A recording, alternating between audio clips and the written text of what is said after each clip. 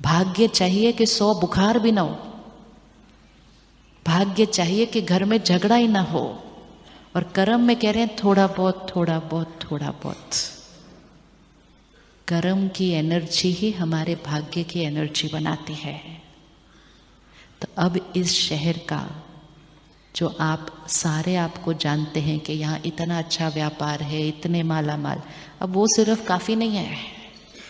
अब हमें ऐसा कुछ करना है जिससे सारा देश कहे कि व्यापार करने का सही तरीका सीखना हो तो यहाँ से सीखो, जहाँ थोड़ा बहुत नहीं, सिर्फ परफेक्ट परफेक्ट परफेक्ट परफेक्ट है। क्योंकि जिन्होंने थोड़ा बहुत किया ना पूरे देश में, उनके भाग्य में बहुत बहुत बहुत हलचल हो रही है अभी। क्योंकि कर्मों का हिसाब किताब बहुत गहरा होता है। सपोज 2 लोग बिजनेस कर रहे थे, दोनों ने मिलके प्यार से अच्छे से शुरू किया। चलते चलते चलते एक की नीयत थोड़ी सी खराब हो गई, उसने दूसरे के साथ थोड़ी थोड़ी गड़बड़ कर दी, दूसरे को अलग ही कर दिया अपने व्यापार से। कर्म सिर्फ धन का था कि धन में थोड़ी सी गड़बड़ की, दूसरे का धन ले लिया, दूसरे का नुकसान हो गया। लेकिन जब दूसरे के धन का नुकसान हुआ, उसका उसके मन पर क्या असर पड़ा या नहीं पड़ा। वो शायद उसके बाद कभी खुश न रह पाया। उसका उसके परिवार के मन पर कितना असर पड़ा, उसका उसके शरीर की हेल्थ पर कितना असर पड़ा, उसका उसके बच्चों की पढ़ाई पर कितना असर पड़ा, उसका उसके घर के रिश्तों पर कितना असर पड़ा। करने वाले ने कर्म सिर्फ धन का किया था। तो अगर वो आत्मा अपनी चेकिंग भी करे तो कहे उसमें क्या है, वो काम ही नहीं कर रहा था ठीक से, तो मैंने थोड़ा सा ऐसा कर दिया, इसमें क्या, ये तो नॉर्मल है। और कर्म चेक भी करेगा वो अपना, तो सिर्फ यही चेक करेगा, बिजनेस में तो थोड़ा बहुत किया, इतना तो बिजनेस में चलता है। लेकिन उस कर्म का कॉन्सिक्वेंस जो था, वो सामने वाले का धन गया, मन का सुकून गया, शरीर का स्वास्थ्य गया, रिश्तों में दरार आई इस एक के कर्म से।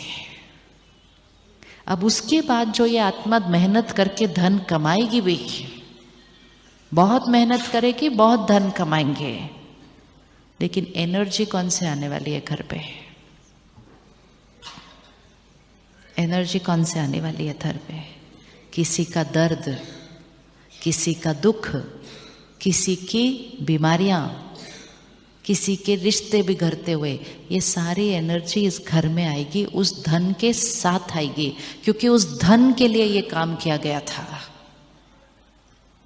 तो फिर उस घर में सब भरपूर हो सकता है, लेकिन मन हिला हुआ, शरीर ऊपर नीचे और रिश्ते हिलते हुए।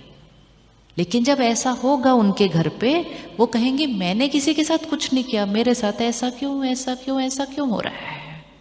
और हम अपने भाग्य को देखकर क्वेश्चन करते रहते हैं कि ऐसा क्यों हो रहा है मेरे साथ, ऐसा क्यों हो रहा है मेरे बच्चे के साथ, ऐसा क्यों हो रहा है। क्योंकि कहीं तो कुछ कर्म किया था। वर्तमान समय बहुत अटेंशन रखने की जरूरत है। समाज आज सिर्फ एक बात पे फोकस कर रहा है, कितना कमा रहे हैं। हमें इस शहर में ये फोकस करना है, कैसे कमा रहे हैं, कितना कमा रहे हैं नहीं, पहले कैसे कमा रहे हैं। और एक दूसरे को भी जो सफलता का लेबल लगाते हैं, कहते ये हमारे शहर के बड़े सफल व्यक्ति, सफलता का लेबल उन पर लगाओ जिन्होंने सही तरीके से कमाया है, ज्यादा कमाए वाले पे नहीं। सिर्फ किसी ने अलग अलग तरीके अपना के ज्यादा कमा लिया और पूरा शहर, पूरा देश उनको ऐसे रख लेता है सबसे ऊपर। जब हम वो कर लेते हैं तो सारे लोग क्या समझते हैं कि जो ज्यादा कमाता है उसको ही तो समाज से मान नाम शान मिलती है ना, फिर वो भी वैसा करने लग जाते हैं।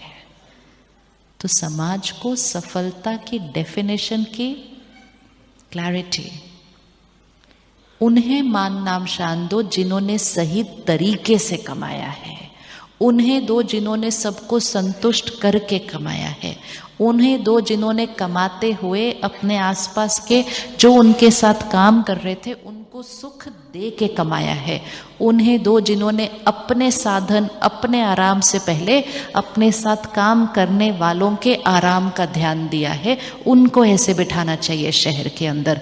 तब सारे उनको देखकर वैसे बन जाएंगे, पूरा शहर बदल जाएगा। किसको ऊंचा दृष्टि से देखते हैं?